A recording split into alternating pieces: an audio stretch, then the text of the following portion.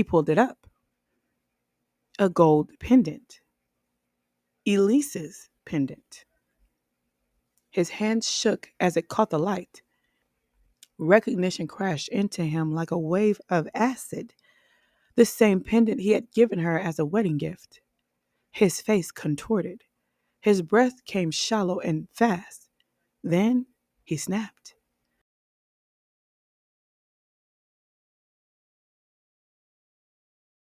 Some women need flowers. Elise needed fire. She didn't want to be held. She wanted to be consumed. Her husband gave her structure, stability, a home. But what's a home without heat? But when a woman like Elise is left unfed for too long, she doesn't wither. She wanders. And one day, she wandered right into Malik, a man whose flame matched her own. Their deal was simple. He'd give her words, sweet ones, dirty ones, scripted or sincere. She'd give him everything else. But what do you do when the words turn sacred? And the body starts listening to what the heart was told to ignore? This is a velvet tale, where romance bleeds, temptation breathes, and love never plays fair.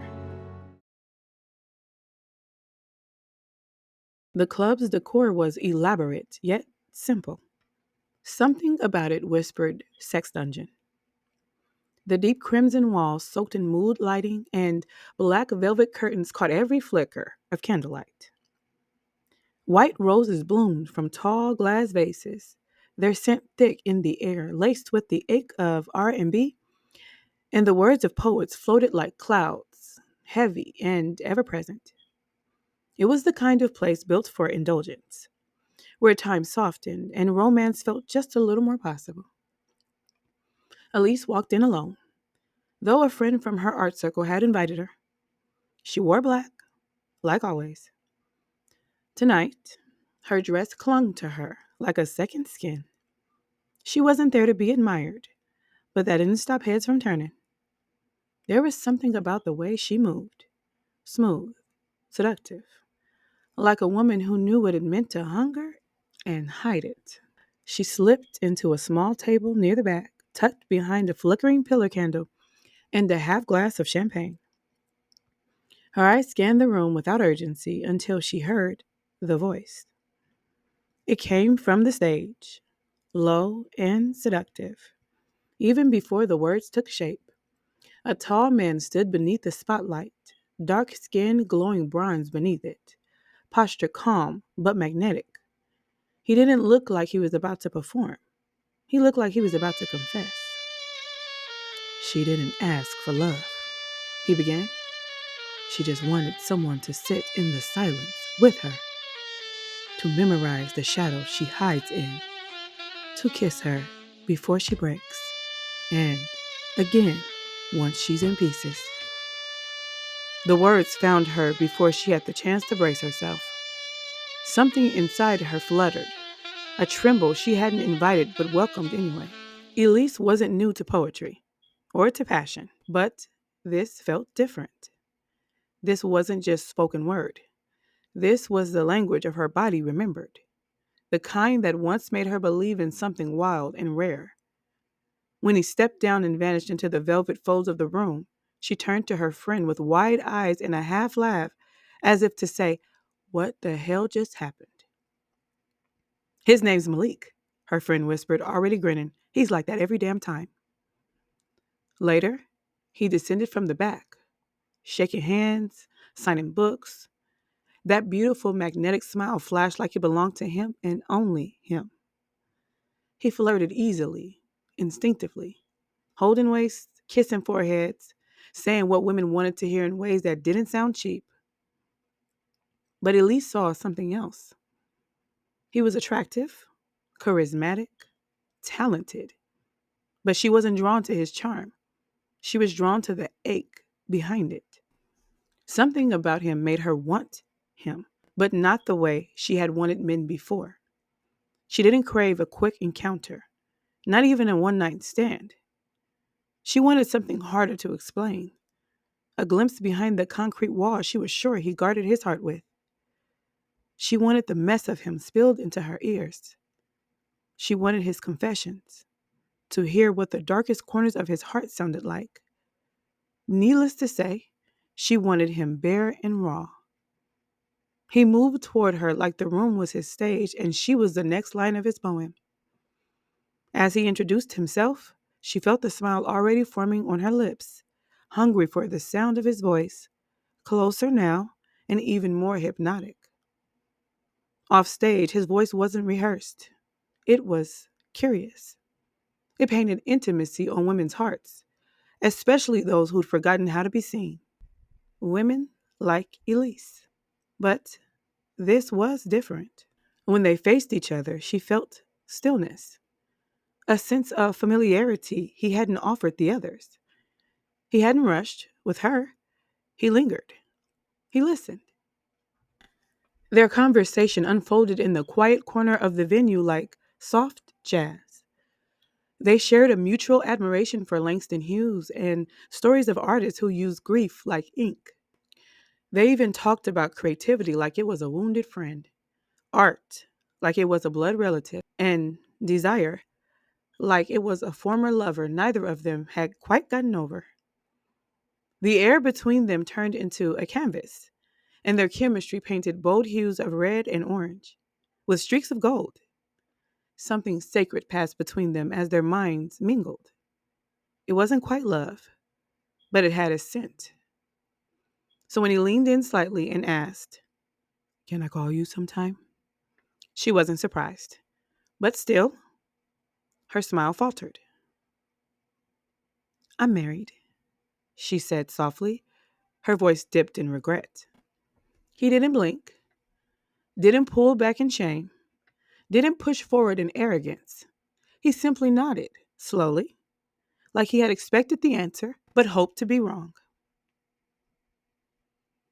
"I respect that," he said, "but I won't forget you." And from the look in his eyes, she knew he meant it. The clink of silverware against ceramic was the only sound in the room. David sat across from her, chewing with the focus of a man who saw meals as nothing more than fuel. The lights were warm. The food was plated like a painting, but between them, a fog. Not the pretty kind that dances in the morning, but the kind that swallows everything whole. Gray, heavy, thick enough to smother the light. She watched him, not with anger, not even with hurt anymore. Just the quiet ache of someone who's waited too long for something that would never come. "Do you ever miss us?" she asked, already knowing the warmth she needed wouldn't come. David looked up, blinking like he hadn't heard her right. "What do you mean?" "When we were young, when we'd hold each other like we were lovers, just meeting for the first time. How we loved on the edge of lust, like every kiss might be the last." David chuckled. Keyword, young. Something we're not anymore. What's the point of staying together if we let time dull the pulse of passion? He sighed and reached for his water. "Elise, come on. We're not 25 anymore. I've got a lot on my plate. Work's been insane." She let silence sit for a second. Let it press against the air like humidity. "You always have a lot on your plate." "I'm building a future for us," he said, his voice tightening. 6 more years, and I retire. Then I'll have all the time in the world to give you what you need." She whispered, more to herself than him. "I miss it. I love the comfort of mature love, but I still need the chaos of young love, the kind that's messy and impulsive and full of fire. I need that part of us back. I need you." He set his fork down, the sound too loud in the quiet. "Look, I'm tired. I don't have the energy for this tonight." Of course, it was never the right time, never the right moment. She was always asking for too much. But all she wanted was to be looked at the way he used to look at her, to be touched like she still mattered, to be loved like passion wasn't a phase, but a practice. Instead, he stood up, kissed her forehead out of habit, and disappeared into his office. Elise sat there, alone at the table, staring at her barely touched food. Some women could live with being unseen. She had tried to be one of them, but the silence was louder now than it had ever been. Elise sat at her favorite table in her favorite restaurant, drinking her favorite cocktail, a Bloody Mary with extra vodka, two celery stalks, fresh sliced jalapeno, and tagine on the rim. She was a regular at Nevin's, a downtown restaurant with a vibe that matched her home. Plush red furniture, luxurious chandeliers, sheer crimson curtains, black walls, and gold framed windows that invited sunlight in like it was a cherished customer. Her earbuds masked the chatter and the romantic R&B vocals of artists like her, Coco Jones, and Snow Allegra. She typed his name into the search bar hours ago and had been binge watching him like he was her favorite show. Malik Ellis. Video after video. His voice poured through her like something forbidden, gentle, powerful, too honest, too familiar. Have you ever kissed somebody so deeply it feels like your lips found home? Don't just take off my clothes. Take your time with my truth. That's the part I want you to see. She pressed play again and again. Her fingers curled into her glass, but didn't lift it. In another clip, he spoke about connection like it was oxygen. Some women ain't looking for just sex or love. They want to be wanted with intention, like their body ain't just a body, but a prayer somebody finally answered. Elise wiped a tear before it reached her cheek. The material was presented as content, but to her, it was a meal she hadn't been served in years. Malik got it. She knew it that night, but seeing him now, watching him pour the words she'd been desperate to drink, made her addicted to his poison. This wasn't about cheating. Not yet. This was about being reminded she was still a woman, still capable of feeling something. And tonight, with nothing more than words, he'd done what her husband hadn't done in years. Touched the part of her that forgot it still had a pulse. Elise had just clicked replay again when the hostess walked by, pausing just long enough to tilt her head. "You're a fan?" she asked, nodding towards Elise's phone. Elise blinked, caught in the act. "Yeah, he's..." She paused, looking down at the screen. "Undeniable." The hostess smiled. "That's Malik's usual booth in the back. He's here tonight."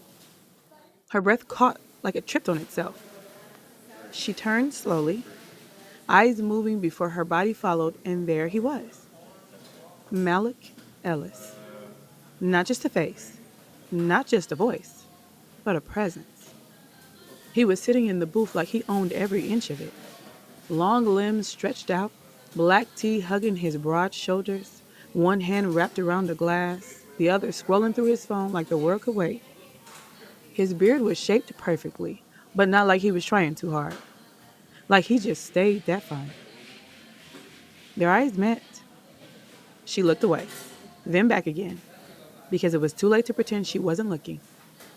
And just like that, he rose from the booth, walked over like he'd been planning to anyway, and stopped beside her table.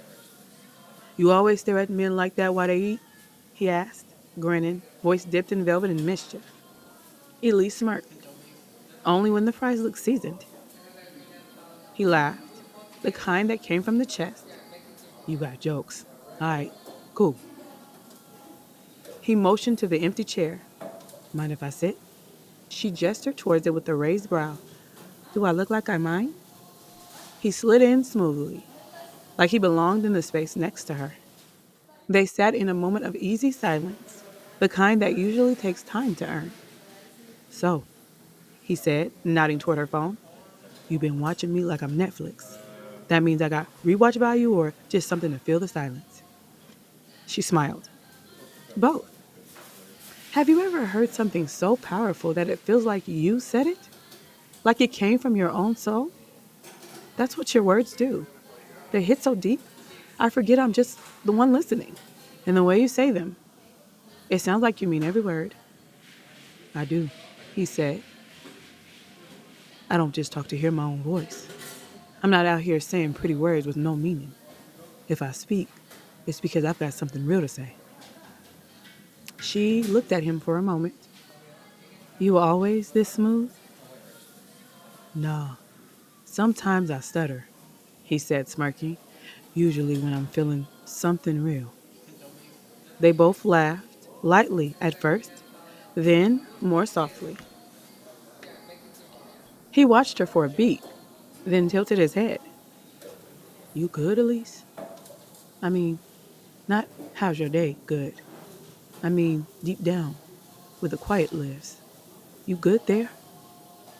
She opened her mouth, closed it, then shrugged slowly. Honestly, I don't know.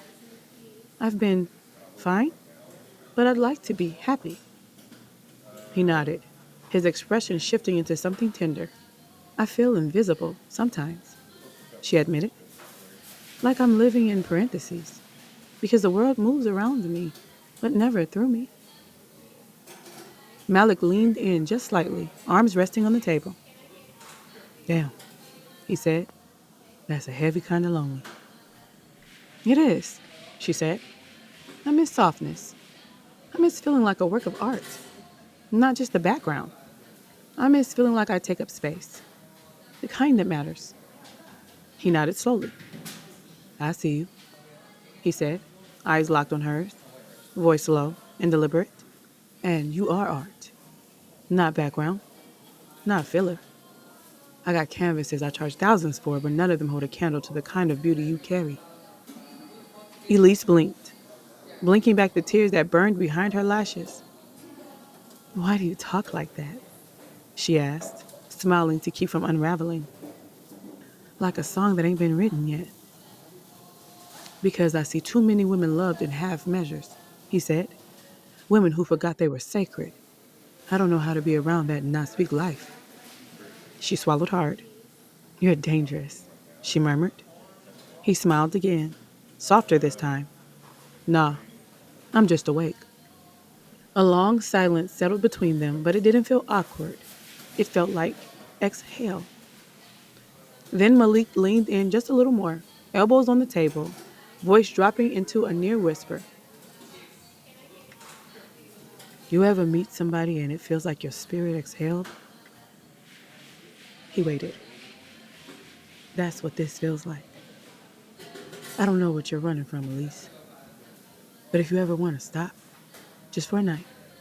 He hesitated, adjusting his jacket like he was choosing his words with care. Come by the loft. I ain't trying to fix you. I want the pleasure of being a distraction from your sadness. For a little while. His voice didn't pull. It offered. She didn't answer right away. A man who didn't run from sadness? That was rare. She couldn't remember the last time David even noticed her heavy sighs at the dinner table, or the way her head hung a little lower these days. But Malik noticed, and that was worth her time. She looked at him, studied the man in front of her, like he was a painting she wasn't ready to walk away from. And finally, she nodded once. Elise unlocked the front door to the home she shared with David and was met with a cold silence. She had a long day at the gallery. Pieces had gone missing, some hadn't arrived on time, and others were damaged in a delivery accident. Stressful, dragging days like this used to end with laughter and wine. She missed the times she and David were close, when she could confide in him and be held, not just heard. The sun still shined inside the spacious home she'd worked so hard to decorate. Golden hour draped the walls with its honeyed light, but the warmth didn't reach her. The chill of loneliness always seeped in. She decided to treat herself to a bath while the sun still had energy to spray its rays of happiness across her home. The warm bath water embraced her mahogany skin like a liquid lover, spilling over every private space she hadn't felt a touch on in a long time. The steam rose like a lullaby, soothing her sadness with a constant warmth that kissed the parts the water couldn't reach. She sipped her Bloody Mary and watched a video her friend had shared on Facebook.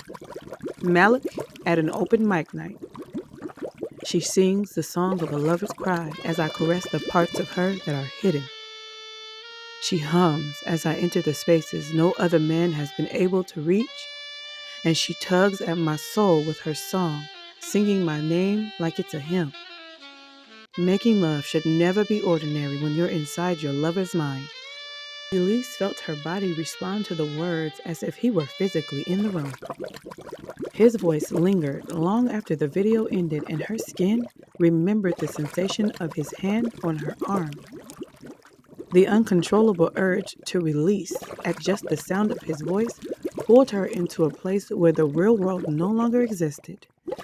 There were only splashes of color and his face. When the release came, it was sudden and jarring, her body trembling in the water as waves of lust crashed into her hand. Her head fell back against the edge of the tub, gasping for air she wasn't ready to breathe. And when her pulse slowed, regret crept in. David had been the only man she craved for years. But here, in this room, in this moment, Malik had become the drug she needed most. How was that? It hadn't even been a week. She rushed out of the tub, water trailing down her thighs as she grabbed a robe and chugged the rest of her Bloody Mary, like it might drown the feelings clawing their way to the surface. The room still pulsed with the sound of Malik's voice, even though the video had ended minutes ago. His words clung to her skin more intimately than the steam. She picked up her phone, thumb hovering, not over Malik's name, though she wanted to, but over David's, the man she had vowed her life to, the man who used to be her peace. She called. Voicemail. Again. She didn't leave a message. What was the point? If he wanted to hear her voice, he'd answer, but he didn't. She changed into one of his college t-shirts, the fabric worn and stretched from years of memories that no longer felt like hers. Sliding under the covers, she pulled the comforter to her chin. The sheets were cold. The other side of the bed is untouched. This wasn't new. This was normal. And yet, tonight, it scraped at something raw. Her hand found the empty pillow beside her. She clutched it, but there was no scent, no weight, no warmth, just absence. Her eyes didn't tear up. She was past that. But something stirred in her, quiet and unfamiliar. Something awakened in the space Malik had unknowingly cracked open. She turned toward the wall, heart heavy but restless. Her body remembered softness. Her soul remembered poetry. And Malik's words, they didn't just linger. They comforted her in those lonely moments. And maybe that was the part that scared her the most, because for the first time in a long time, her sadness didn't feel fatal, but like a sickness that could be cured. Malik's loft was exactly as she imagined it, chaotic, beautiful, and laced with a scent of oil paint and masculine spice. Art covered every surface, spilling from canvases stacked against the walls to half-finished sketches tacked onto corkboard panels. Music hummed from a vintage speaker. Miles Davis, soft and sultry, the notes curling like smoke through the space. He handed her a glass of red and gestured toward a canvas near the window. This is what I was working on when I met you. Elise stepped closer.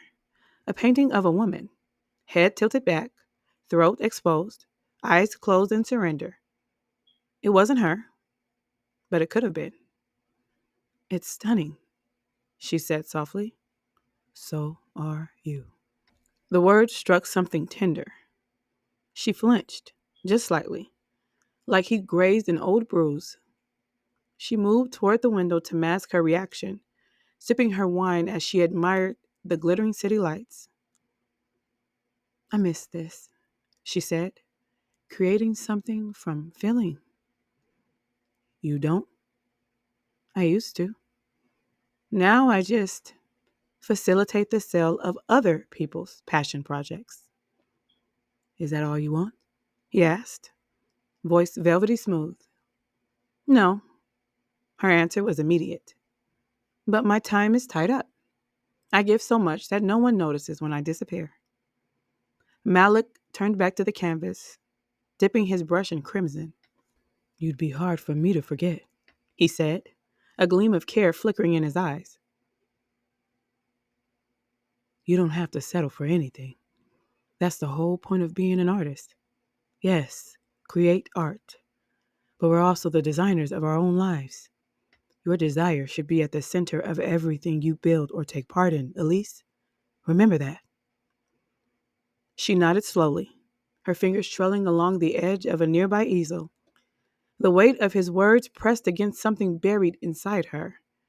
She was hyper aware of his presence, how close he stood, the quiet intensity in his voice, the smell of paint and possibility. He painted in silence while she wandered through the space, letting the hum of creativity settle over her like a warm blanket. Her phone vibrated. David. The name and a picture of them on their wedding day lit the screen in bright, stark letters. Malik saw it. He didn't speak, just glanced once, then turned to his brushstrokes. Elise stared at the screen, watching it ring and go silent. She didn't move to answer it. I should go, she said quietly. Of course. She walked to the door slowly, as if unsure whether she wanted to leave the warmth of this moment for the cold she knew was waiting at home. Good night, Malik. Don't forget me, Elise, he said, turning as his eyes met hers. His voice wrapped around her like a whisper meant for more than just air. She hesitated at the door, caught in a gaze that burned with tension and promise. A gaze no married woman should ever share with someone like Malik. Her name on his tongue felt like poetry and sin. The conference room upstairs was a world of its own. Glass, steel, and soft textures woven together with intention. Large windows overlooked the city's heartbeat, and a curated arrangement of vintage and modern pieces anchored the space with effortless elegance. Malik stepped inside slowly, eyes scanning the room with reverence.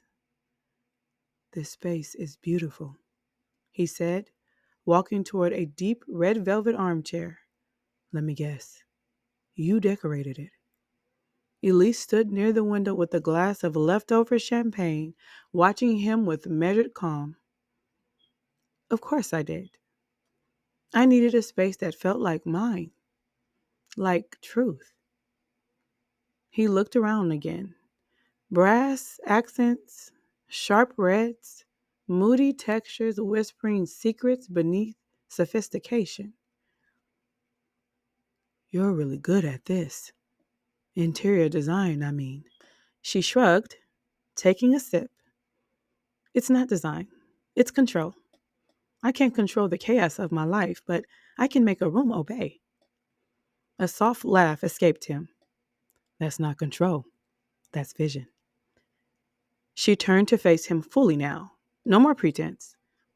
You still haven't asked why you're here. He met her gaze, steady. Because I wanted to see you. No, she said, stepping forward. You're here because I wanted you here. Because I made a phone call. Because I curated this moment the same way I curated that art downstairs. He paused, blinking once. I brought you to the gallery, she continued, voice low but razor sharp. Not for business, but for this. For us. Silence thickened the air between them. She set the glass down, crossing the room like gravity had turned her toward him. I've been unraveling, she confessed. And you are the only thing I've touched lately that feels like thread strong enough to hold me together. Elise. No, she cut in, firm but not cold. Let me say it. She inhaled deeply. I'm not offering love. I'm not offering promises. What I am offering is presence, an escape that feels like coming home. I want the part of you that whispers poetry in broken rooms, the part that sees me in ways I've forgotten how to see myself. His mouth opened slightly, but no words came. I want your fire, Malik, she continued. Your words, your hands, your attention. In return, I'll give you everything that's left of me that still feels real. He swallowed hard, tension rippling through his chest. I'm inviting you into something dangerous. You know, what you're asking for won't be easy. I'm not looking for easy, she said. I'm looking for something that's wild. Can your marriage survive this? He asked, voice low, eyes dark, with something almost feral. I don't know, she said with a faint, pained smile, but I think I'll feel alive trying. He stepped closer, breath hitching. This isn't a fair trade. I'm not offering fairness.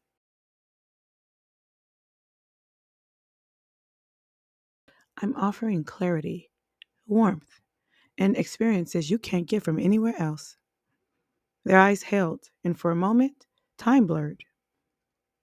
I should walk away, he said, fingers flexing at his sides. But you won't, she whispered, because you're starving, and I've been feeding you without mercy. His jaw clenched. I want to be touched by someone who means it, she said, and if I have to curate that experience like I curate a gallery, so be it. He reached for her wrist, his touch deliberate and trembling. Then say it, Elise. I'm inviting you into something dangerous, she said, but I'm asking with open eyes. Malik drew in a slow, shaky breath. And I accept, he said, voice gravel and heat. Not as a game, not as a transaction, but as the most beautiful form of surrender I've ever seen. She leaned in, her lips near his ear. Then don't break me. He pulled back to meet her eyes. Only if you promise not to save me. For a single breath, the world around them dissolved. This wasn't professional. This wasn't rational. It was the beginning of one of the most exquisite deceptions they would ever create. A lie so intoxicating it just might become the truth. The hotel room smelled like bergamot and velvet. City lights painted the walls with streaks of gold and red. Elise stood by the window, backlit and dangerous, her coat falling from her shoulders like she was shedding restraint. Malik hesitated in the doorway, hands in his pockets, heart thudding like he just stepped into something far bigger than desire. You're nervous, she said softly, turning to face him. I'm not used to being the sin, he replied. She walked toward him, slow and smooth. You're not the sin. You're the cure. Elise, you already have the drug, she whispered, stopping in front of him. You just need to give it to me. Her perfume wrapped around him like silk and smoke. He leaned in, lips barely grazing the curve of her neck. Your scent drives me wild. You know that, right? She smiled faintly. Then breathe me in. He did, long and slow. His hands found her waist like they belonged there. Your body, he murmured, mouth brushing her skin. It turns me on in ways I can't explain. You have no idea what you do to me. I think I do, she whispered, tilting her head. But tonight, I want to know exactly what it is. You'll give it to me, he said, voice roughening. Then you'll take it back. That's what we agreed, she teased, fingers slipping under the hem of his shirt. But I already know, he said, eyes locked on hers. I won't want to give you up. She stepped even closer, hips pressing into his. That wasn't part of the plan. He smiled, slow and carnal. Neither was this feeling. Their words ricocheted. Heat, challenge, yearning. And in the back and forth of their breathless banter, something else bloomed. Something real. I don't ever want another man to touch you the way I touch you, Malik said. Not after tonight. Then touch me like you mean it, she replied. And he did. Their mouths crashed like fate colliding. The kiss was desperate, full of ache and fire. He carried her to the bed without breaking eye contact, laying her down like she was something sacred. Clothes scattered like secrets, hands explored like worship. Their bodies learned one another like rhythm and rhyme. Every movement, every moan, every sigh, they were making something more than love. They were making memories. Malik didn't just touch her body, he learned it, traced every inch until it felt like prayer. And Elise didn't just give in, she gave over, fully, recklessly. They moved like a secret never meant to be spoken, limbs tangled in silk sheets and stifled gasps. Elise felt everything, and Malik gave everything. They unraveled, slowly, quietly, like two people trying not to feel too much and failing. Later, they lay in the warm hush of the hotel room. The city hummed beyond the glass, but inside was stillness. Elise sat up, reaching for her blouse. Malik watched her dress in silence, eyes tracking her every move. She smoothed her skirt, fingers trembling slightly. He stood and walked toward her, barefoot and bare chested, the air still thick with her perfume. He cupped her face, gently, studied her like she was something he wasn't ready to let go of. Then he kissed her, slow, deep, and lingering, the kind of kiss that asked a question without needing an answer. When they parted, their foreheads touched. I don't want you to leave, he murmured, voice raw. Elise paused, her breath brushing his lips. Then, softly, just for now. They held each other's gaze, something unspoken dancing between them. Her fingers slid down to his, holding, squeezing. Then she let go and walked toward the door. He watched her slip into the hallway, her scent still clinging to his skin, and as she disappeared from view, Malik smiled. Nevin's was Elise's favorite kind of place. Intimate, low lit, with jazz curling through the air like smoke. Velvet chairs, gold rimmed glassware, a long, moody bar glowing with amber bottles. She'd come here often, alone or with clients, when she needed to feel steady again. Tonight, she was anything but. Malik sat across from her, rolling up the sleeves of his charcoal button down like he was stripping off armor.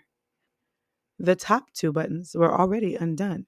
The hint of ink at his collarbone kept catching her eye. This space suits you, he said, voice low and warm. Didn't even have to ask. I knew it would. Elise smiled, lifting her wine glass. You finally learning to trust your instincts. He smirked. Only the ones that lead me to you. Their eyes held a steamy and passionate gaze. They ordered shared plates, grilled octopus, charred broccolini, lamb skewers kissed with saffron and smoke. Midway through the second glass of red, Malik leaned back in the booth, twirling his glass between two fingers. I've been stuck, he said. My last piece drained me. Haven't been able to create anything real since. Elise tilted her head. Define real. Something that feels like it's coming from the inside out, not the other way around. She nodded, letting the silence breathe before speaking. Maybe you're trying to finish a sentence you haven't fully lived yet. He blinked at her, caught off guard. Damn. She smiled, swirling her wine. You feel more than most people. That's your gift. But it can also shut you down when life gets loud. Malik studied her like she was the art. What made you stop painting? I didn't stop, she said. I just shifted. My art became curation, then the gallery, then creating space for others. Do you miss it? Sometimes, she said. But this, she gestured around the table to the wine, the music, him. This feels like a brushstroke too, just a different kind of canvas. His gaze dropped to her mouth. You make everything look like art, he said, almost under his breath. She glanced up, her expression soft. Maybe you just see it that way. Maybe I only see it when it's you. She didn't speak right away, just looked at him. Really looked. And in that gaze, something unspoken passed between them. A recognition, a surrender, a knowing. He leaned in, his voice husky and low. Come back to my place. No pressure, just let's not end this here. She set her napkin down, slowly. All right. His fingers found hers under the table. Warm, firm, grounding. She smiled, her voice barely above a whisper. Let's go see what we create next. As they stood, he helped her into her coat, hands lingering just a second longer than necessary on her shoulders. And when they stepped out into the night, the air wrapped around them like a shared secret, one that didn't need to be rushed, only lived. They left Nevins with fingers still entwined, the night folding around them like a whispered promise. Back at Malik's loft, the world quieted except for the steady rhythm of their breaths. He rewarded her gift of insight with the sweetest lies he'd ever told a woman, words laced with longing, tenderness, and possibility. But even as he spoke, a flicker of doubt lingered beneath the surface. A silent question. Where did the lies end, and where did the truth begin? Malik's loft was quieter this time. No jazz humming in the background, just the soft click of Elise's heels against the hardwood, echoing like punctuation in a sentence neither was quite ready to finish. She stepped inside without knocking, like she belonged there. He looked up from a half-finished canvas, brush still in his hand. His eyes drank her slowly. Back so soon. Elise set her purse down gently on the entryway table. You said not to forget you. His mouth tilted in that barely there smile she was starting to crave. And you remembered. She moved toward the window, not toward him.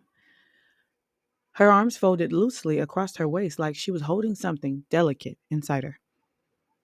I couldn't stop thinking about what you said, about building a life around desire. He stepped behind her, quiet as breath, not touching her, just close enough that his presence wrapped around her like a question. And what does your design look like, Elise? She stared out at the skyline, the city glittering like possibility. I don't know yet. But tonight, it smells like saffron and paint, and it feels like danger wrapped in warmth. He exhaled, voice thick. Your scent has been stuck in my sheets. It's driving me mad. Do you even know what you do to me? She turned to face him, slow and deliberate. Then show me. His hands found her waist. The brush dropped soundlessly to the floor. You undo me completely. And still, he traced her jaw with one knuckle, reverent. You're going to give it back to me. Elise leaned in, a glint in her eye. And you're going to say my name like it's poetry. His voice dipped low and rough. You're not like anyone else. They give pieces. You give flame, thought, war. You give it all. I give it to you, she said, voice velvet and still. Only you. He groaned, resting his forehead to hers. I don't ever want another man to touch you the way I do. Then make me forget, she whispered. What followed wasn't hurried. It was intention stitched into skin. They didn't fall into bed. They arrived there, like it was a destination written between stars. Every kiss was a question, every touch an answer. Later, she stirred with her head on his chest, and the night folded around them. Malik reached for her wrist, gentle but firm. Elise. She paused, looking at him. I don't want you to leave, he said, the words unraveling from somewhere deep. She softened. Just for now, she said, brushing her thumb across his jawline like a promise she wasn't ready to make. Then she pulled away, gently, like she was taking a part of him with her. He watched her leave, standing shirtless by the door, a ghost of a smile playing on his lips. And for a man who thought he'd mastered detachment, he was dangerously close to unraveling. It wasn't supposed to go this far. They told themselves it was chemistry, a well timed indulgence, an arrangement wrapped in velvet and denial. But somewhere between just one night and I couldn't sleep without you, 2 months passed in a blur of heat, laughter, and limbs tangled in moonlight. At first, it was a Thursday evening ritual dinner, desire, departure. Then it crept into Mondays, then Saturdays, then Tuesdays, uninvited. They started to build a rhythm, one made of midnight glances and half buttoned shirts, of shared toothbrushes left at his sink and the scent of her lotion lingering on his pillow. He'd wake up with her hair fanned across his chest, heart thudding like it had forgotten how to rest. The gaps between their meetings narrowed until they were barely hours. She started stocking his fridge with things she liked. He moved his meetings around to accommodate just one more hour with her. And still, they didn't talk about what was happening, didn't name the quiet longing, the need. But Malik knew her laugh better than he knew his own voice, knew which wine to buy, knew she hummed in her sleep when she was truly relaxed, knew that when she touched the scar on his left hand without saying a word, she wasn't just tracing skin, she was tracing history. Elise had memorized his moods, the sound of his breathing when he was lost in painting, the way he always looked at her as if he were about to speak but changed his mind. They weren't just having sex, they were undoing each other, slowly, skillfully, like a secret unraveling beneath a silk dress. There were moments Malik would catch himself staring at her mid sentence, completely disarmed by the way she held the glass or the way her voice dipped into velvet when she said his name. Moments Elise would lie awake in his bed after he fell asleep, watching his chest rise and fall, wondering how something so dangerous could feel so safe. They didn't fight. Not yet. But they both felt the pressure building, soft as a whisper, sharp as a thorn. He started to sketch her face without realizing. She started to cancel plans without an excuse. It wasn't love. At least that's what they told themselves. It was an addiction. One that grew stronger each time they touched. Each time he pulled her closer and she didn't resist. Each time they whispered things like, this doesn't mean anything, while looking at each other like it meant everything. They weren't falling. They had already fallen. And the scariest part, neither of them wanted to climb out. The rain had started sometime after midnight, soft at first, then heavier, urgent, as if it were echoing the way they touched. Elise hadn't meant to stay this long, but when she was with Malik, intentions always melted, dissolved beneath the weight of his stare, his touch, the way he spoke her name like it was both question and answer. Tonight felt different, though. He hadn't kissed her when she walked in, just pulled her straight into him, whispering something about missing the way she fit against his chest. He'd been painting again. Pictures of her, of course. Abstract, emotional, full of color and ache. She saw it on the easel and said nothing, but something in her shifted. Now they were tangled again. Skin slick, sheets twisted, and silence sat heavy between them. The kind that followed something said that shouldn't be. Because he had said it. I love you, he whispered against her collarbone as he pushed into her, slow, deep, and reverent. Then, again, at the edge of his release. God, Elise, I love you. And she sat frozen for a moment, just a breath, but he felt it. She didn't say it back. And now she was doing what she always did. The rain hammered harder against the window. Inside, the heat was suffocating, thick with words left unsaid, with truths clawing to be heard. Elise was already pulling on her coat, hands trembling just enough to betray her calm. Malik's voice stopped her, low but sharp. Why rush home to a cold, empty place, he said, when you could be warm with me?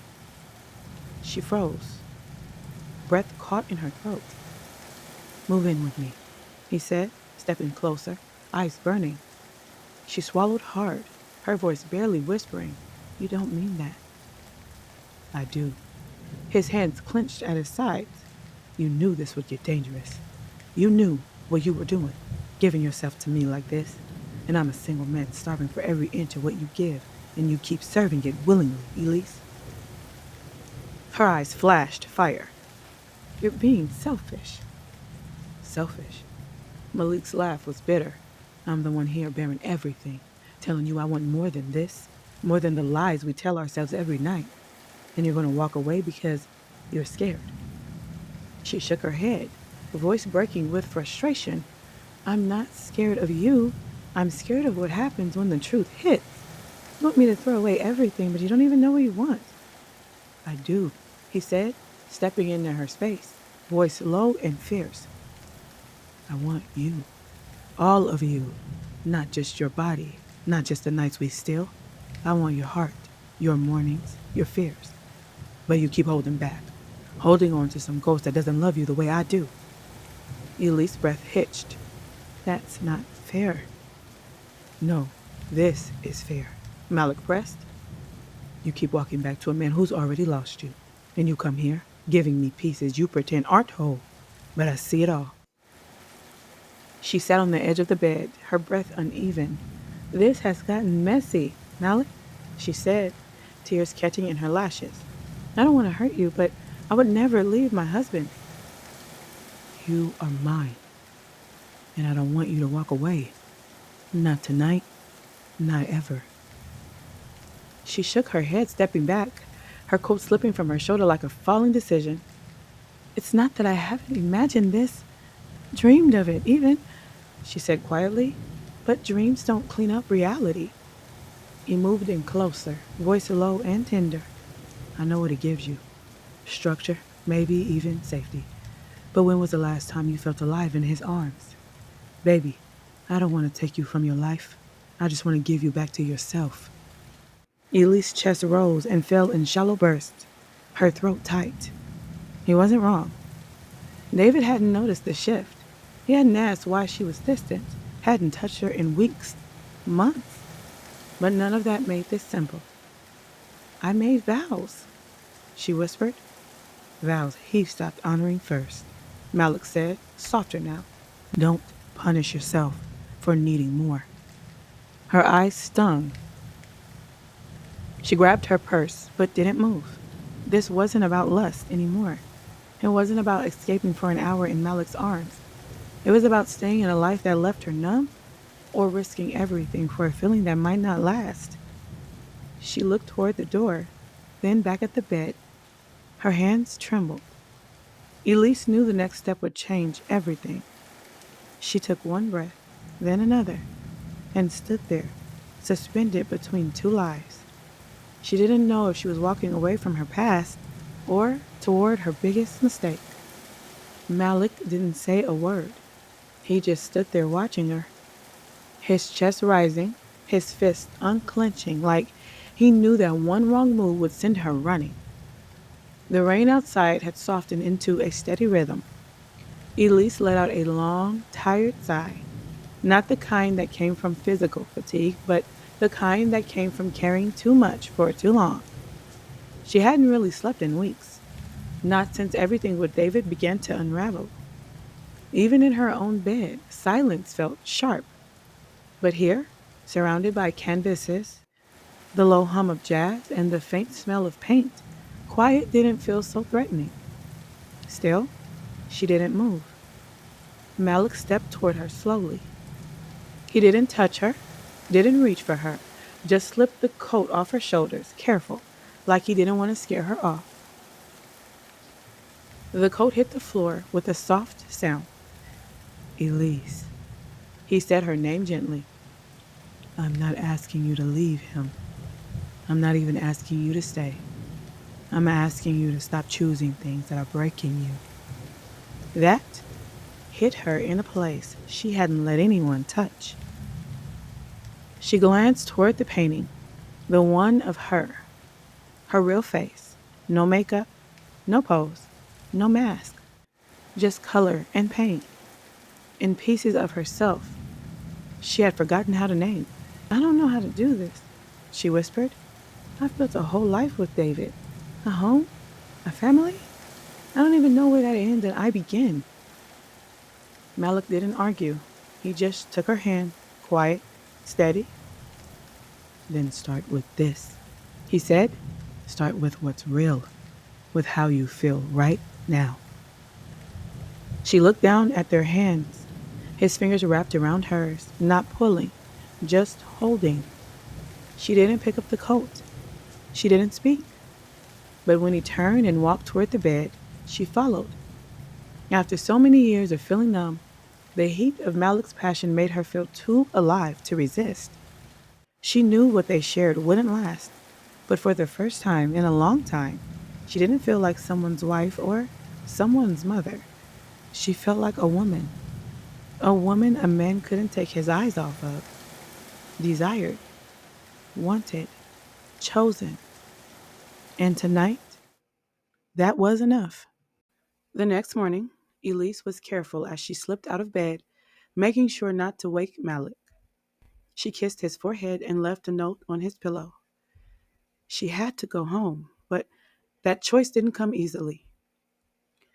Malik had given her the sweetest words any man had ever spoken. For that alone, he deserved a compassionate goodbye. Once she reached her car, tears came, heavy, hot. She let them fall freely because she knew that would be the last time she saw Malik. He had broken their agreement. And if things got messy, she had promised herself she would leave.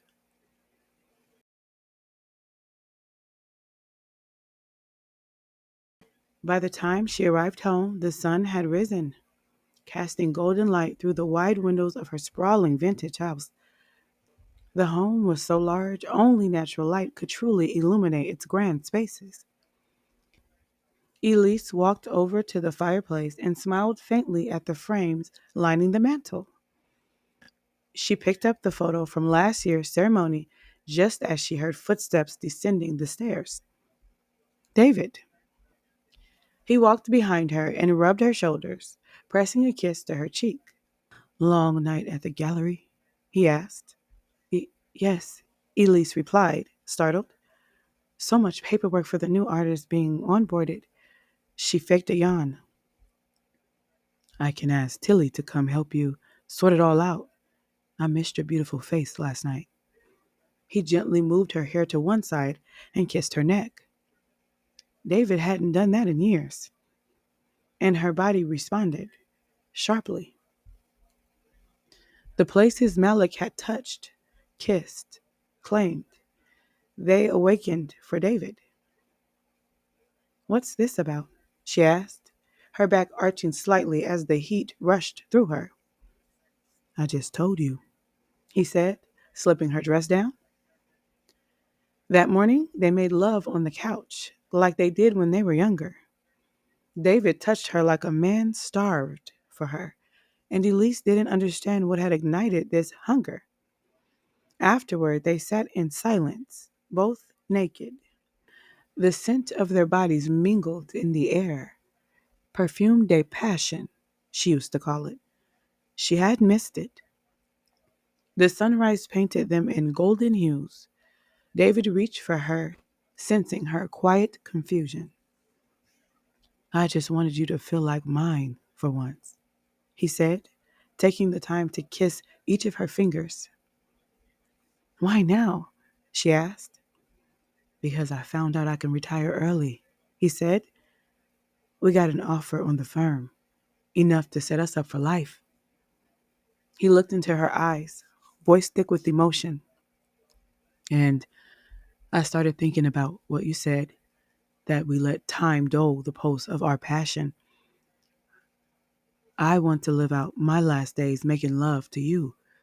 You were the reason I worked so hard, Elise, and I can't afford to lose you. Not now, not ever. Tears welled in Elise's eyes.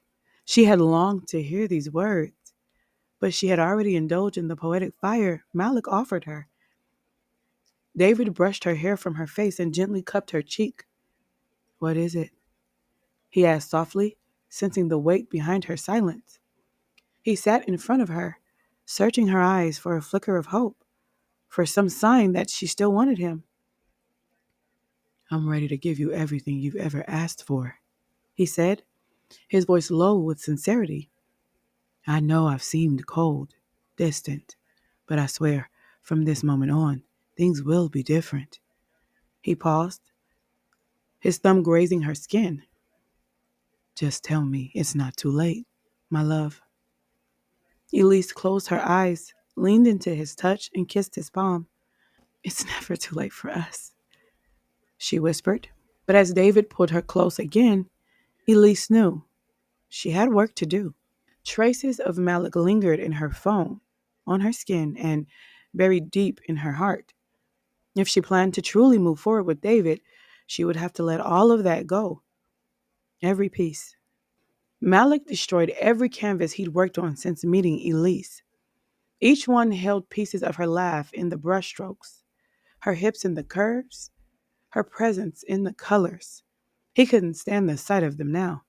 The silence in his loft felt heavier than usual, the emptiness echoing the hole she left behind. It had been weeks since he woke up to the sweetest goodbye he'd ever received.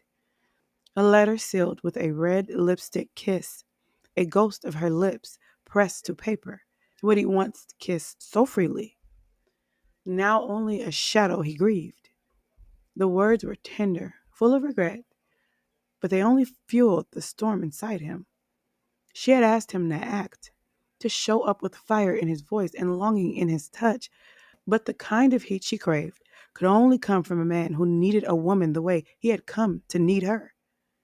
In the moment he surrendered, gave in to the very words she had begged to hear, she let him go. How was that fair? But she had warned him. She wasn't offering fairness. Yes, she had asked him to pretend. But deep down, she knew the passion between them couldn't be faked, especially not by a man like Malik. The heat they shared was real, even if she wanted him to keep up the act just to make her feel safe. But what about him? For her, believing it was all a performance eased her guilt and let her live in two separate worlds. She had asked for a show, a pretend falling in love. Then she walked away the moment the act became real. What made it worse was that she saw him, really saw him, the way no other woman ever had. Elise read him like a private journal instinctively. She could feel his moods before he named them, recognize his rage as misplaced passion, and never judge him for his chaos. His failed marriages, his erratic temperaments, she understood it all. She even celebrated it. Elise didn't flinch when he spiraled. She stayed until she didn't. And that's what made being thrown away hurt the most. He remembered how her body trembled when he asked her to stay, how she agreed with tears in her eyes, and still, the next morning she was gone. No word, no trace. When he called to find her, the call didn't even go through. She had blocked him. It didn't take Malik long to piece together what had happened. David, the puppet master in his tailored suit, had woven his web. Malik could see it all clearly now. David's whispered promises of stability, the subtle guilt that must have pulled her back home. Malik spent days tortured in his loft, hoping she would return, but as reality sank in, his anger began to shift, hardening into resolve. He wasn't just going to wait anymore. Now he was ready to fight for her love. He opened his laptop and began digging. Elise may have blocked him, but she had left behind breadcrumbs. Her gallery's website, their vow renewal photos on public pages, articles praising her handbag business, a perfect life from the outside. But Malik knew better. He had seen the cracks in her, tasted the ache in her voice when she talked about lost time and empty beds. Then something clicked. He recognized David. His smug face had flashed on Elise's phone once when they were together. And now, staring at his LinkedIn photo, Malik realized why it bothered him. David had been his classmate in college, the smooth talking finance guy who always wore a suit to class, while Malik was just trying to keep paint off his clothes. They hadn't been close, but they ran in the same ambitious circles. The difference was David chose power, Malik chose passion. And now, they were about to clash. He scrolled through David's online presence, interviews, firm updates, nonprofit donations. Squeaky clean. Too clean. Elise's name appeared next to his in most searches, a testament to their picture perfect empire. Malik gritted his teeth. If I could get her into my bed, I can get back into her heart. And if she still felt him, really felt him, this wouldn't be hard. He drafted a message to David on LinkedIn. Hey, long time. Let's catch up. Lunch on me. David replied within the hour, warm, eager, even offered to pay.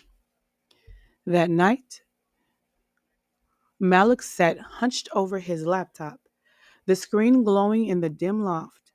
His usual weapon, words, his way of seduction, failed him as he struggled to develop a plan. There was no way to confront David without sounding unhinged, so he had to find another approach, a backup plan. One he'd only use if David tried to involve Elise. This wasn't about her anymore. This was a man to man conversation, and Malik wasn't above getting dirty for the woman who knew the language of his soul. David had arrived early. He texted Malik to let him know he couldn't stay long, saying he had a late lunch plan with his wife, Elise. Malik shuddered at the thought of them dining together, smiling, touching, pretending. He'd parked across the street for nearly 20 minutes, watching David through the restaurant's front windows. The bastard had spent most of the time scrolling through the very album that set Malik's blood on fire. 25 smug little vow renewal photos. Elise glowing in a series of elegant gowns, David beside her with that too tight smile. Malik had studied those photos so obsessively that he could recall them backward, starting from the stiff, pose shots all the way to the one where her eyes still held something real. A hostess greeted him with a soft smile as he stepped through the doors. Reservations under David Lee? Malik said, adjusting the sleek cuffs of his black jacket. She guided him to the booth, the same booth he'd watched from the car. David was already seated, looking far too pleased. Malik, it's so good to see you. Man, you've been doing pretty well for yourself, David said, raising for a hug. Yeah, thanks. I see you've been lucky in business, even luckier in love. I hear. Malik replied as they embraced. Smoothly, he slipped the slim tracker into David's coat pocket. They slid into the booth, and David, beaming, wasted no time pulling out his phone. Yes, my love, Elise. He practically gleamed, swiping through the same album he'd just viewed alone. He handed Malik the phone to scroll freely. She actually owns a gallery now. If you're looking for a space to sell your art, I could get you her contact. She's got an eye. Malik's jaw clenched. Elise had once said David called her design taste too much. Oh, nah, I'm good, Malik said with a calm smile, handing the phone back. I'm independent. My online profile moves pieces on its own these days, but thanks anyway. She is beautiful.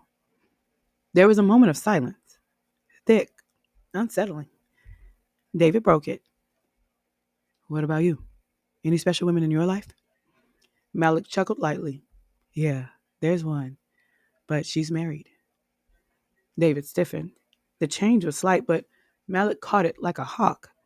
Well, that's complicated, David said, face tightening. It is, Malik said, his voice lower now. Her husband works a lot. She got lonely. Women need attention, and he forgot that. She ended up in my yard, and we've been inseparable ever since. David's eyes flinched. He reached for his water. You work a lot, don't you, David?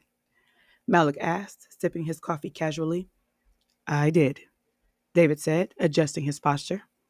Sold my firm a few weeks ago. Me and Elise were solid. It's hard to hear about women betraying their men like that, though. I feel bad for that guy. Malik smirked through a bite of his Caesar salad. Yeah, most of them don't even know until she's packing her bag and walking out the door. David stared at him. What can I do for you, Malik? He said flatly, trying to steer the conversation away from the fog of infidelity. Not many of us brothers at SFSU back then. Figured you'd be a good contact to have. Malik reached out, patted his shoulder. David relaxed a bit and reached into his wallet. Of course. Here's my card. Anything you need, let me know. Just as he stood, Elise's name lit up on his phone. One more thing, Malik said quickly, ensuring David didn't answer. I know you said you sold your firm, but I've been getting electronic payments for my art, and I think someone's skimming off the top. I could use a light audit. Think you can help? Sure, David said, phone still buzzing in his hand. Bottom of the card, Tilly, my assistant. Send her your info. She'll book something for us. Think we could meet at my place, Malik added. With my name out there, I'd rather not get recognized while we're going over my personal finances. No problem. Coordinate with Tilly. I've got to run, David said, already turning away. Malik sat back, watching David leave in a hurry, ignoring Elise's third call. He stirred his coffee, pulled out his phone, and opened the tracking app. Target acquired. Nevins. Nevins? Elise brought him there? Their spot. By the time Malik arrived, he was parked, hidden. From the sidewalk, he peered through the velvet curtains and gold framed windows of Nevins. They were there, Elise and David, a beautiful lie and its willing believer. She sat across from him, arms crossed, lips pursed in that way she did when irritated. A small crease formed above her left brow, the crease that used to deepen when Malik canceled or came late. He'd kissed it once to make it vanish. David looked agitated, gesturing with sharp hands and tense shoulders. Words flew from his mouth like darts, but Elise didn't flinch. The first half of dinner was an argument. The second half, reconciliation. Malik watched Elise scoot closer, watched her nudge David playfully, her arms wrapped around his neck as she whispered something and kissed him deeply. Malik read her lips as they shaped the words, I love you. They paid and left the restaurant like teenagers drunk on hormones. Malik was already behind the wheel when they came out. He followed them, quietly, obsessively, like a shadow laced in heartbreak. Their home was exactly as Elise had described it. All black, long driveway, vines curling around the columns, and in the moonlight he saw them, making love. No lights, just moonbeams kissing Elise's mahogany skin. But David didn't know how to handle her. He grabbed her like property, moved her like a possession. No grace, no worship, nothing like Malik. She had once said Malik's touch felt like poetry written with fingertips. Now she was in a performance written in brute force. Malik couldn't watch anymore. He turned the key and drove off into the night, fury burning beneath his skin.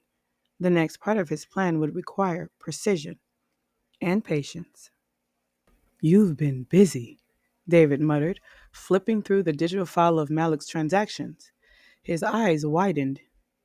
This could take months to audit. You've got almost 1 million transactions for your art alone. He rubbed his temples, clearly overwhelmed. I really appreciate you doing this for me, Malik said smoothly, watching David from across the room. I make good money, but I live off my commissions. No way I could afford to hire a full blown financial firm right now. That was a lie, of course. Malik made what most people earned in a year off a single piece. But this wasn't about money, it was about control. David nodded slowly. You're doing well for yourself. But yeah, trust is everything when it comes to finances. I get it. I'm free every day after 4. That's if you're trying to rush this and get it wrapped up by the end of the month. Malik offered, leaning back casually. David went silent, staring into the distance, clearly calculating. I'll talk to my wife about it, he finally said, and get back to you on my availability. Malik turned slightly in his chair, letting out a short snicker. David glanced up. What? Oh, nothing, Malik said, rising and walking toward the fridge. Y'all got that kind of marriage. I see. David's brows drew together, confused and insulted. What's that supposed to mean? Malik poured ice into his glass and splashed in a heavy shot of dark liquor. He motioned the bottle toward David, who wordlessly held out his glass. I'm just saying, you're a businessman. Looks bad for business to ask permission, Malik said with a crooked smile, watching the flicker of embarrassment cross David's face. But hey, to each his own. David took a long sip, trying to shake the discomfort off. I'll give you a week. I'll get started on the audit and then toss it to my firm. It's the best I can do, considering the volume. Thanks, man. I really appreciate it.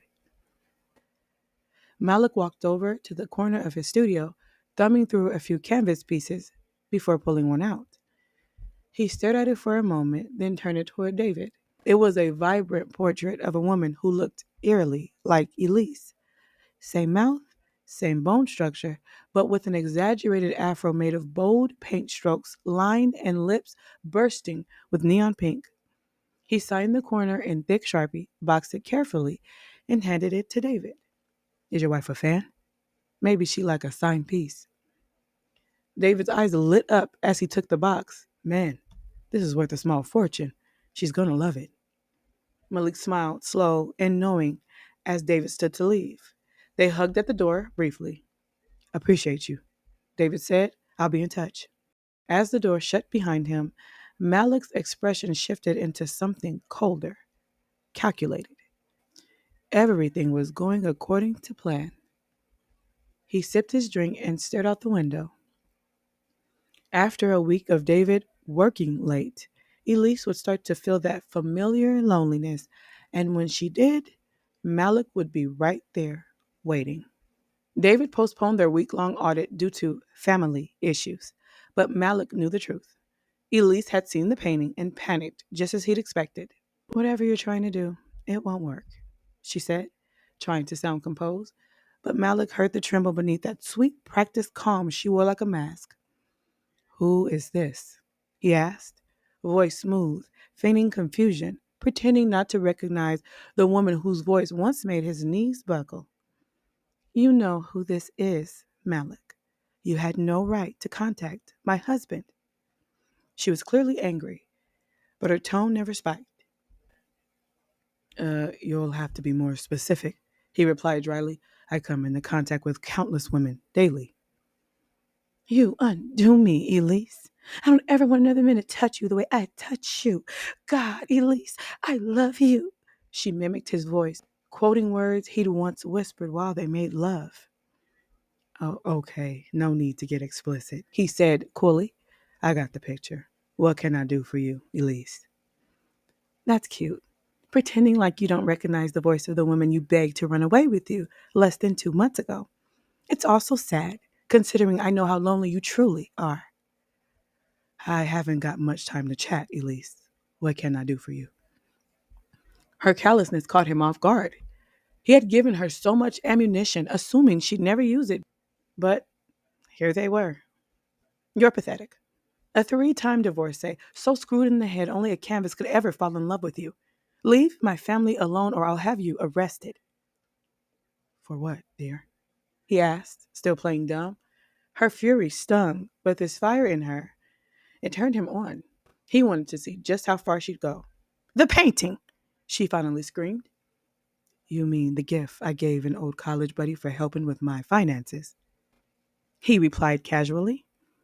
He bragged about his beautiful wife all night, so I thought I'd thank him with a painting. Didn't know that was a crime. College buddy? Elise repeated, her voice softening just slightly. Yeah, the guy doing my audit. We went to SFSU together. That's your husband? Wow. Small world. So, you didn't know? She asked, the aggression draining from her tone. No, Elise. How could I have known? Oh, I'm so sorry for the harsh words earlier. I assumed he cut her off. You assumed you were far more important than you truly are, madam. I've already moved on. In fact, I was on my way to help my new lover move in when you called, harassing me. He hated being so cold, but in less than a week, she'd be back in his arms and he'd explain everything. Without another word, he hung up. Malik and David worked side by side on the audit. It was easy to see David still enjoyed the thrill of chasing numbers. What started as a 1 week kickoff quickly turned into two, and each day, Elise's calls grew more aggressive. Once Malik overheard David arguing with her in the bathroom about his whereabouts. That was all the confirmation he needed. His plan was working. Elise was unraveling. She hated that David was gone so often, but what tortured her more was knowing he was with Malik. She feared the truth would come out, that they had slept together. The fear was the weapon. Malik had no intention of telling David. He just wanted Elise to believe he might. Payback for ghosting him, blocking his number, and walking away like he meant nothing. She played with his heart. Now he was playing with her head. Earlier that week, Elise had come by the loft, unannounced. I feel so terrible for assuming such horrible things about you, she said, eyes soft with regret. Elise, please, I don't have time for this. Malik replied flatly, feigning disinterest.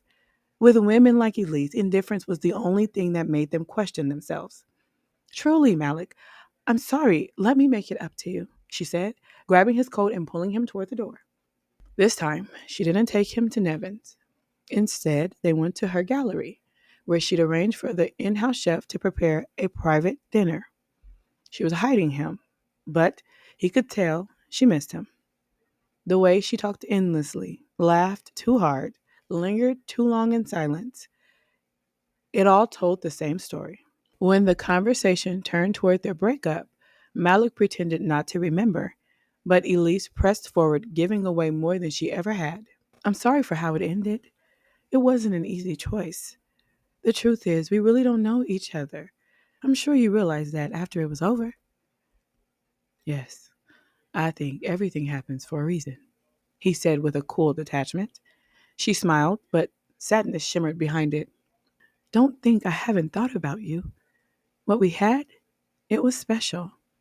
You're special, she whispered, touching his shoulder. Their eyes locked.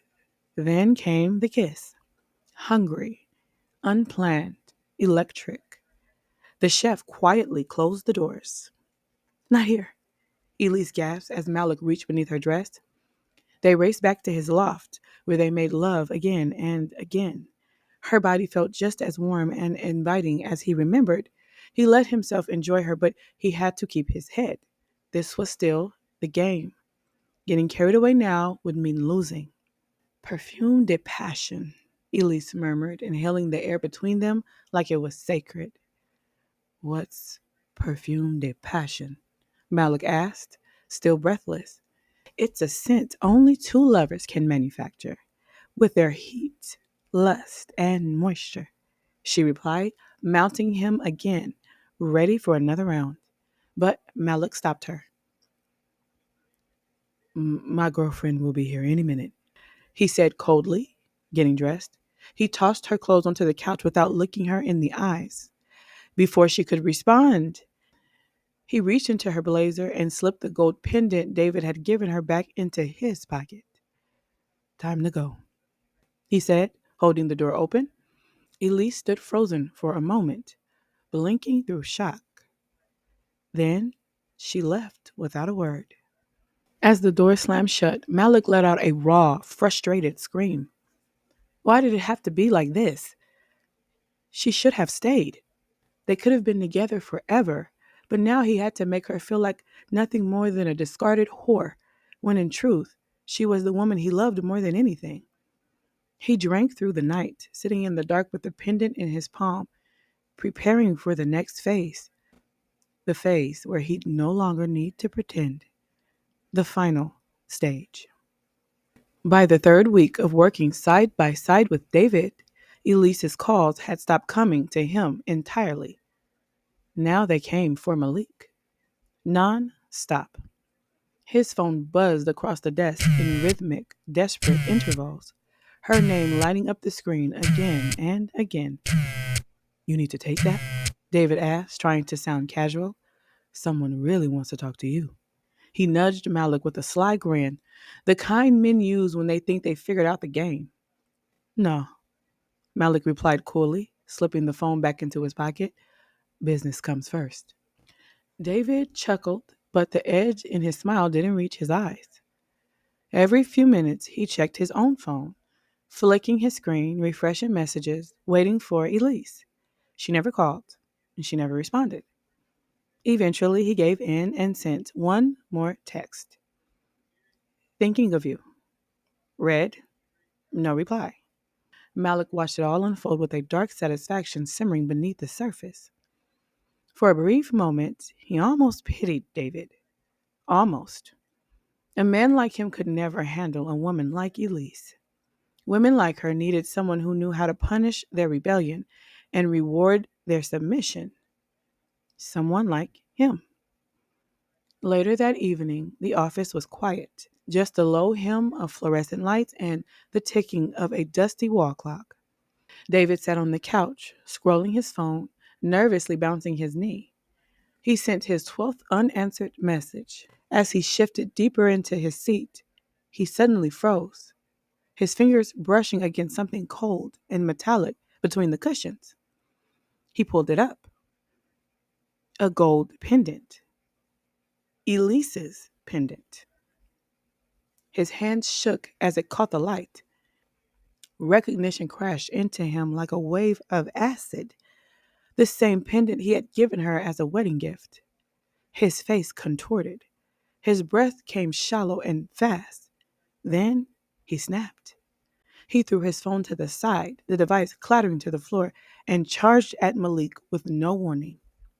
The first punch landed hard. Malik didn't see it coming. Then another and another. Fists pummeled his jaw, his ribs, his stomach. One kick knocked the wind out of him and sent him crashing to the ground. Blood poured from his nose and split lip, his face already swollen. David's wedding band, thick, gold, unyielding, cutting to Malik's skin with every hit. A cruel, ironic weapon.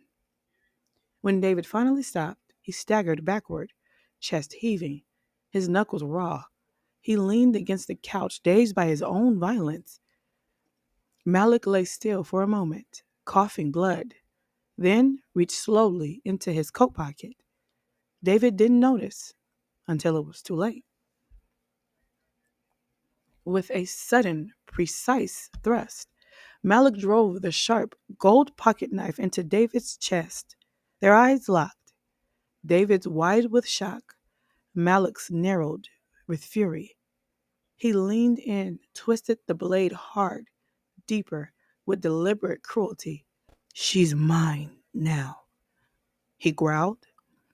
He felt David's blood pump in time with his heartbeat, until there was no heartbeat left. David's body slumped to the floor, lifeless. His eyes stared blankly at nothing. Malik stepped back, panting, covered in blood. He dropped the knife and screamed, not in grief, but in unfiltered release. It was over. Finally over. He picked up the phone and dialed 911, forcing a tremble in his voice. Yes, I've been attacked. He wouldn't stop. I had to defend myself. The lie flowed as easily as the blood on the floor. It was simple, yet filthy. Clean, yet buried in layers of deceit. There was no need to explain anything to Elise. the cops already had. Now, Malik wasn't the villain. He was the victim, and everything was falling perfectly into place. Malik assumed that with the kids, the chaos of the funeral, and the suffocating quiet of widowhood, it would take Elise at least a couple of months before the loneliness set in. He was wrong. The night of the funeral, she texted him, "Can I come over?" At first, he pretended to hesitate, typing and deleting, crafting a performance. "My therapist said I need time. Trauma processing. Too soon." But she insisted. When she arrived, she didn't say much. She walked in like she was sleepwalking and dropped onto the couch, still in black, her eyes red and swollen. Malik limped slowly across the room, his bruised leg from the fight still tender, though he made sure to exaggerate every grimace, just to earn her pity. She watched him with wide, guilt-ridden eyes. "How have you been?" she asked, her voice barely above a whisper. Sympathy poured from her gaze, thick, heavy, vulnerable. Malik didn't look at her. "Sore," he muttered, voice laced with bitterness. "Physically, mentally, spiritually." "I feel terrible," she said, her voice cracking. "If only I hadn't left my pennant here. If I'd been more careful. None of this—" "I had to kill a man, Elise," he snapped, turning to her now, eyes sharp, voice low and trembling, with anger. "One of the only people who ever showed me kindness in school, because of you." She flinched, shrinking into the couch. "Malik, if there's anything I can do, anything to fix this—" She was begging, right where he wanted her. Malik buried his face in his hands, rocking slightly, playing the grieving hero, but inside he smiled. He was ready to take off the mask. He looked up slowly, tears glossing his eyes, but they weren't real. "Run away with me, Elise." She blinked, stunned. "What?" "Let's leave all this behind," he said, his voice softening, seductive now. "No more whispers, no more stares, just us. I love you, Elise. I always have." A beat of silence hung heavy in the room. I I don't know," she whispered, looking away. "The kids? My job? This is all happening so fast." He inched closer. "We could start over, somewhere new, you and me." He reached for her hand, gently lacing his fingers through hers. "You deserve a man who would kill for you. I already proved that." Her breath hitched. Somewhere inside her, alarms were blaring, but they were drowned out by grief, by guilt, by confusion, and something else, curiosity. She didn't let go of his hand. Malik leaned in, brushing a tear from her cheek. "Say yes." She looked into his eyes. Then the camera of her phone buzzed on the coffee table. Unknown caller. Malik didn't notice, but Elise did. She reached for it slowly, but didn't answer. The call ended, and then came the text from an unknown number. "He lied. Meet me. Don't trust him." Her heart dropped. Her hand tightened around the phone, knuckles white. Malik tilted his head. "Elise, what is it?" She looked up, tears back in her eyes, but now her stare was different, harder, smarter. "Nothing," she said. "Just give me a second to think."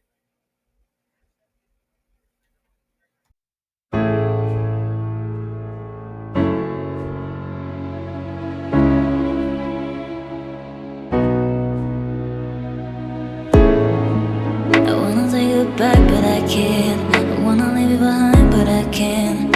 It's not easy to love you, darling. It's not easy to love you, darling. I should've left you in the moment. I should've told you all the problems. It's not easy to love you, baby. It's not easy to love you, baby. It's not easy to love you, baby. You just run, you don't talking.